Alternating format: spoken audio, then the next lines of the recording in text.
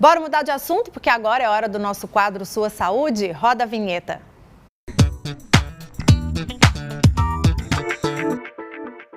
No Dia Mundial do Diabetes, a gente fala sobre a doença que atinge mais de 530 milhões de pessoas em todo o mundo. E muitos casos poderiam ser evitados com mudanças simples de hábitos. Aqui no estúdio eu recebo a médica endocrinologista Bruna Galvão. Muito bom dia, bem-vinda, doutora. Bom dia, Gisele. Um prazer estar aqui com vocês na Record.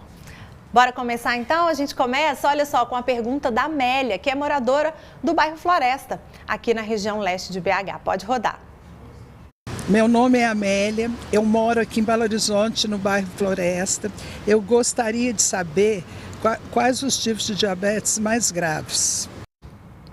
Na verdade, tem dois tipos principais, né? O diabetes mellitus tipo 1 e o diabetes mellitus tipo 2. Existem outros tipos como diabetes gestacional, por exemplo, mas o tipo 1 e o tipo 2 são os mais comuns. O tipo 1 é uma doença autoimune, o organismo ele tenta destruir ali a produção de insulina, isso acontece de uma forma mais rápida e inclusive o tratamento é com insulina necessariamente. No tipo 2 há vários fatores envolvidos e inclusive aí resistência insulínica, mas também há uma baixa produção de insulina, entre outros fatores. O tipo 2 é o que a gente consegue prevenir com essas mudanças de estilo de vida. Coloca na tela então a próxima pergunta.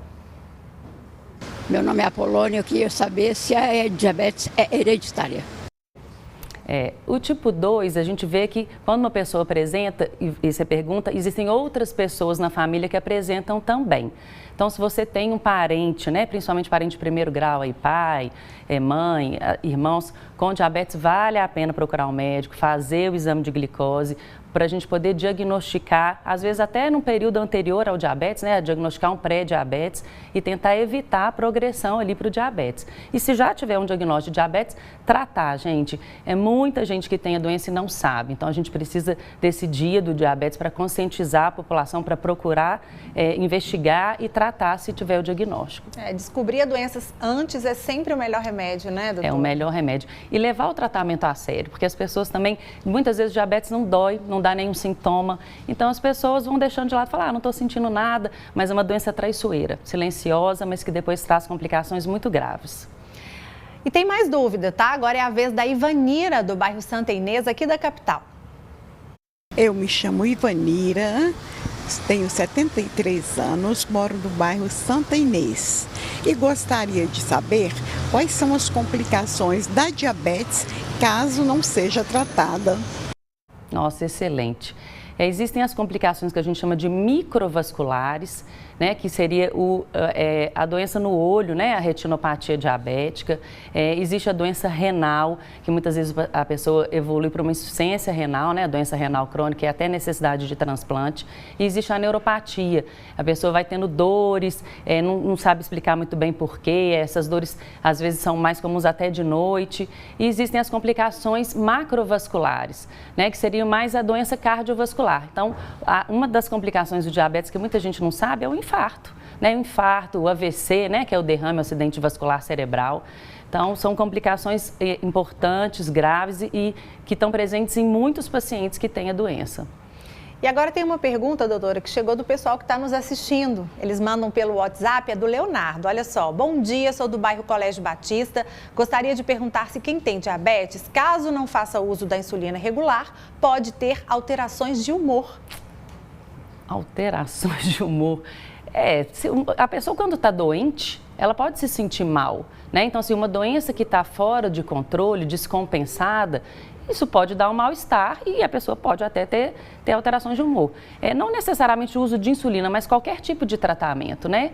Então, uma pessoa doente, descompensada, ela pode sim sentir mal e com isso ter alteração de humor. Não é uma coisa específica do diabetes, né? Mas eu acho que de qualquer doença que não esteja sendo tratada adequadamente. Pode ser que tenha até outra doença envolvida, né? Pode ter até às vezes alguma depressão concomitante, né? Mas eu acho que quando a pessoa está tratada, ela está bem, ela tende a melhorar, inclusive o humor, né? A pessoa doente, passando mal-estar, ela pode ter alteração de humor, né? Acho que... Agora a Raíssa também tem uma pergunta para você. Eu sou Raíssa, sou do bairro Santo Antônio e eu queria saber qual que é a melhor forma da gente tratar a diabetes. Se existe alguma forma natural ou não, ou se é só remédio mesmo. Olha, as mudanças de estilo de vida, elas são fundamentais. Muitas vezes a pessoa precisa de remédio sim, né? No diabetes tipo 1 sempre precisa de insulina e no diabetes tipo 2 a gente tem vários medicamentos, inclusive a insulina, mas há outros medicamentos orais ou injetáveis.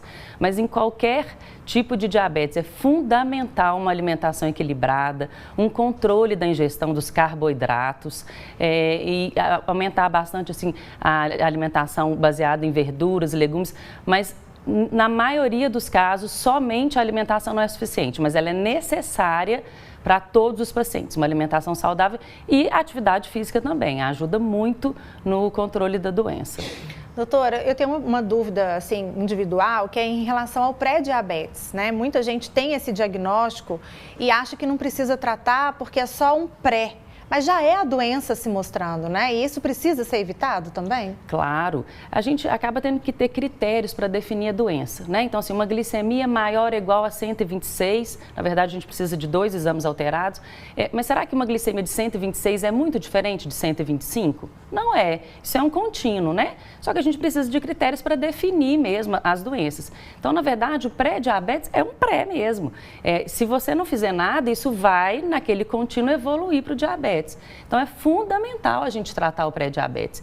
E, inclusive, há medicamentos que podem ser usados nessa fase, mas há estudos mostrando que o que mais impacta em prevenir que o pré-diabetes evolua para o diabetes são as mudanças de estilo de vida, no sentido de controlar peso, de alimentar adequadamente, de fazer atividade física, de tratar as outras comorbidades que podem estar presentes, como a pressão alta, o colesterol. Então, é fundamental a pessoa assim, melhorar a vida, né? A qualidade de vida, a qualidade da alimentação para prevenir essa progressão.